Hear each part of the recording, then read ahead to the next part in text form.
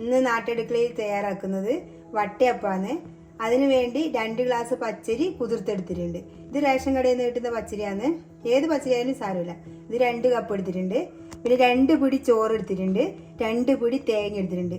ഇത് മൂത്ത തേങ്ങയല്ല, ചള്ള് തേങ്ങയാണ്. നമുക്ക് ഇളന്നറുണ്ടെങ്കിൽ അത്രക്കും നല്ലതാണ്. നല്ല ടേസ്റ്റ് കിട്ടും ഈ അപ്പത്തിന്. വെള്ളയപ്പം ചുടുമ്പോഴും ഇതേപോലെ എടുത്താൽ മതി, ചള്ള് തേങ്ങ. പിന്നെ എടുത്തത് തേങ്ങ വെള്ളമാണ്. പിന്നെ 1 ഗ്ലാസ് പഞ്ചസാര. 2 കപ്പ് അരിക്ക് 1 ഗ്ലാസ് പഞ്ചസാര എടുത്തിട്ടുള്ളത്. പിന്നെ ഓരോരുത്തരുടെ മധുരത്തിനനുസരിച്ച് ചേർത്താൽ മതി. നമുക്ക് ഇതെങ്ങനെ തയ്യാറാക്കുന്നത്? ഇനി ഇത് അരച്ചെടുക്കാം. അതിന് 2 ഏലക്ക ഇതിലേക്ക് ഇട്ട് കൊടുക്കാം. ഒരു 4 ഏലക്ക ഇടാം. 4 ഏലക്ക ഇട്ട്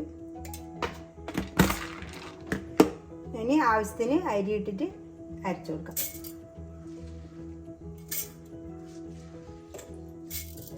കുറച്ച് ചോറ് ഇടാം. കുറേശ്ശായിട്ട് അരച്ചെടുക്കാം. കുറച്ച് തേങ്ങ ഇട്ട് ഇനി ഇതിലേക്ക് കുറച്ച് പഞ്ചസാര ഇട്ട് കൊടുക്കാം. ഇനി തേങ്ങാ വെള്ളം ഒഴിച്ചു കൊടുക്കാം. ഇതിൽ ഈസ്റ്റ് ഒന്നും ചേർക്കുന്നില്ല. ഞാൻ തേങ്ങേൻ്റെ വെള്ളമാണ് ഉപയോഗിക്കുന്നത്. ഈ തേങ്ങ വെള്ളം 2 ദിവസമായി ഞാൻ പഞ്ചസാര ഇട്ട് ഫ്രിഡ്ജിൽ വെച്ചിന്. ചെറിയ 2 സ്പൂൺ പഞ്ചസാര ഇട്ടിട്ടുള്ളൂ. ഇനി ഇത് അരച്ചെടുക്കാം. ഇത് അരച്ചെടുത്തിട്ടുണ്ട്. നന്നായി അരയണം. ഇതേ പാകത്തിന് അരച്ചെടുത്താൽ മതി. അധികം വെള്ളമായി പോണ്ട. ഇനി നമുക്ക് ബാക്കിയുള്ളത് ഇതേപോലെ അരച്ചെടുക്കാം. ഇതിലേക്ക് ആവശ്യത്തിന് ഉപ്പ് ചേർക്കണം. ഇനി അരക്കുമ്പോൾ കുറച്ച് ഉപ്പും ചേർത്തിട്ട് അരക്കാം. കുറച്ച് ചേർത്ത് കൊടുത്താൽ മതി.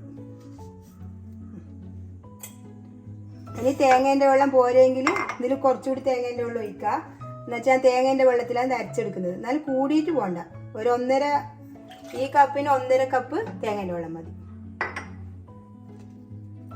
മുഴുവനായി അരച്ചെടുത്തിട്ടുണ്ട്. ഇനി ഇതിലേക്ക് ഒഴിച്ചു കൊടുക്കാം.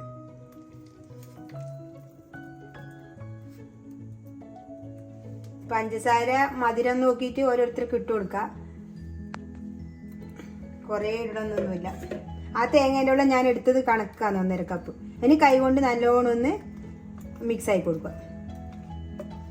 ഇതിപ്പോൾ ഞാൻ 6 മണിക്ക് അരച്ചത്. ഇനി നാളെ രാവിലെ ഇത് ചൂടുള്ളൂ. ഇത് നല്ലോണം യോജിപ്പിച്ചിട്ടുണ്ട്. ഇനി ഇത് മൂടി വെക്കാം. പുളിക്കാൻ വേണ്ടി മൂടി വെക്കാം. ഇങ്ങനെ അരച്ച് വെച്ചത് നമുക്ക് നോക്കാം. നന്നായി പുളിച്ചു വന്നിട്ടുണ്ട്. ഇനി ഇത് ഇളക്കി കൊടുക്കാം.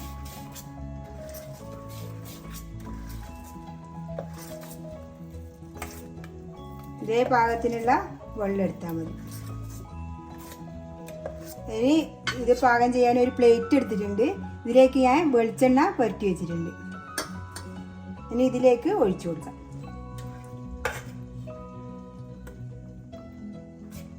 ഇത്ര മതി, അധികം നിറയെ ഒഴിക്കണ്ട. ഇനി ഇതിലേക്ക് ഒരു നേന്ത്രപ്പഴത്തിൻ്റെ പകുതി കുറച്ച് നെയ്യ് ഒഴിച്ചിട്ട് വാട്ടി വെച്ചിട്ടുണ്ട്. അതിലേക്ക് കുറച്ച് അണ്ടിപ്പരിപ്പ് ഇട്ടിന്. ഈത്തപ്പഴം ഞാൻ നുറുക്കി വെച്ചതാണ്. അത് നമുക്ക് ഇതിൻ്റെ മുകളിലേക്ക് അതിട്ട് കൊടുക്കാം. ഇത് പഞ്ചസാര കൂട്ടിയിട്ട് തന്നെ അരക്കണമെന്നില്ല അരി. നമുക്ക് വെല്ലം കൂട്ടിയിട്ടും അരക്കാം. പഞ്ചസാര ഒഴിവാക്കണ്ടെങ്കിൽ വെല്ലം എടുത്താലും മതി. ഇനി ഇതിലേക്ക് ഈന്തപ്പഴം ചേർത്ത് കൊടുക്കാം.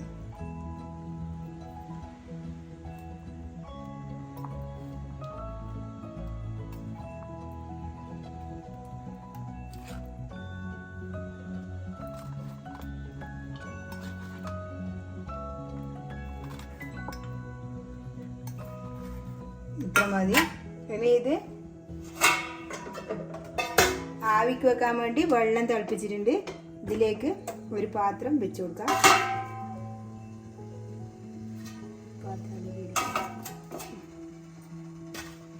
ഇനി ഇതിലേക്ക് ഇറക്കി വെച്ച് കൊടുക്കാം. അതേപോലെ വേറൊരു പ്ലേറ്റ് ഞാൻ എടുത്തിട്ടുണ്ട്. ഇതിലേക്ക് ഒന്നും ചേർക്കാതെ തന്നെ ഇത് നമുക്ക് ഇട്ട് കൊടുക്കാം. ഇത് നമുക്ക് അതേപോലെ ആവിക്ക് വെക്കാം. അതിന് ഞാൻ വേറൊരു തട്ട് വെച്ച് കൊടുക്കുന്നുണ്ട്. ഇതിലേക്ക് ഇറക്കി കൊടുക്കാം.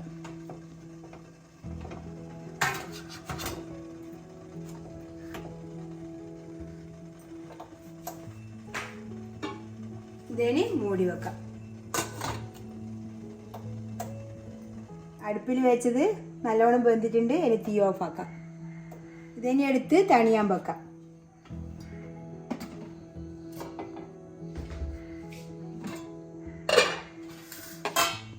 ഇതിന് നമുക്ക് വേറൊരു പ്ലേറ്റിലേക്ക് മാറ്റി കൊടുക്കാം. കിട്ടുന്നില്ലെങ്കിൽ ഇതേപോലെ ഒരു പീസാക്കി എടുത്ത് ഇതേപോലെ ആക്കി കൊടുത്താൽ മതി. ഇത് ഞാൻ പഴയിലിട്ടുകൊണ്ട് ഇങ്ങനെ പൊട്ടാൻ സാധ്യതയുണ്ട്. ഇല്ല, നേരെ കിട്ടുന്നുണ്ട്. ഇതിന് നമുക്കൊരു പ്ലേറ്റിലേക്ക് മാറ്റി കൊടുക്കാം. അത് നല്ല സ്പോഞ്ച് പോലെയുണ്ട്. ഇതിന് മുറിച്ച് കാണിച്ചു തരാം.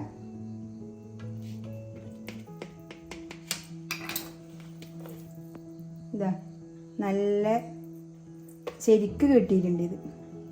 ഇതിൽ ഈസ്റ്റൊന്നും ഇട്ടിട്ടില്ല, വെറും തേങ്ങയും തേങ്ങേൻ്റെ വെള്ളം ഉപയോഗിച്ചാക്കിയതാണ്. ഇത് നല്ല ഹെൽത്തി ആയിട്ടുള്ള ഒരു ഫുഡാണ്. നമ്മളെ കുട്ടികൾക്ക് ഇതേപോലെ ആക്കി കൊടുക്കുക. അതേപോലെ തന്നെ ഇതും നമുക്ക് നോക്കാം.